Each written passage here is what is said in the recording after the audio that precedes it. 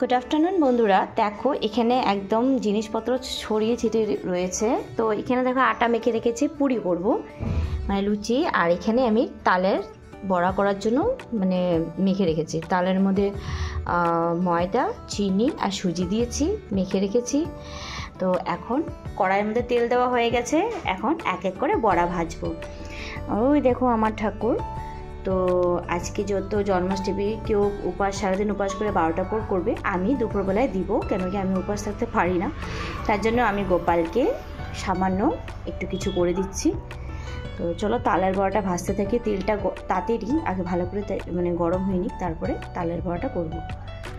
দেখো এখানে আমার রান্না করতে করতে সিলিন্ডার শেষ হয়ে গেছে। তো সিলিন্ডার অর্ডার করেছি, আসবে এখনই। তো এখানে দেখো আমি বেলুনগুলি ফুলিয়ে নেব, একটু সিংহাসনে বেলুন দিয়ে সাজাবো। চল দেখো সিলিন্ডার শেষ, তো আমি বসে কী করবো, তাই বেলুনগুলি ফুলিয়ে সিংহাসনে সাজিয়ে নিলাম। দেখো তো ফাইনালি আমার গ্যাস চলে আসলো, এখনই লাগিয়ে গেছে।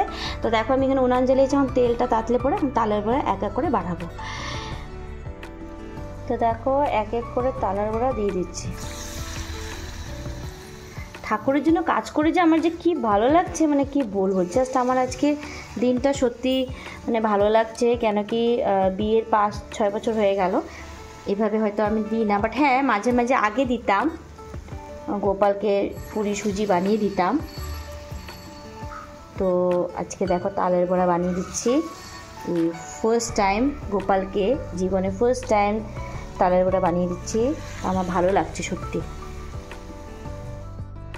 তো দেখো আমি এখানে প্রসাদের আয়োজন করে নিয়েছি, এখন পুজো দিব। চলো তাড়াতাড়ি করে পুজো দিয়ে নিই। দেখতে পাচ্ছ কি সুন্দর লাগছে, তাই না? দেখো পুজো দেওয়া কমপ্লিট। এখন 2:30 বেজে গেছে। যাই হোক, খুব খুশি। তো দেখো কেমন হয়েছে অবশ্যই কমেন্টস করে জানাবে, ভালোবাসা দিবে, পাশে থাকবে। ভালো লাগলে যদি ভিডিওটা, তাহলে অবশ্যই শেয়ার করে দিও, ঠিক আছে? চলো tata, bye bye, Radhe Radhe, Radhe Krishna.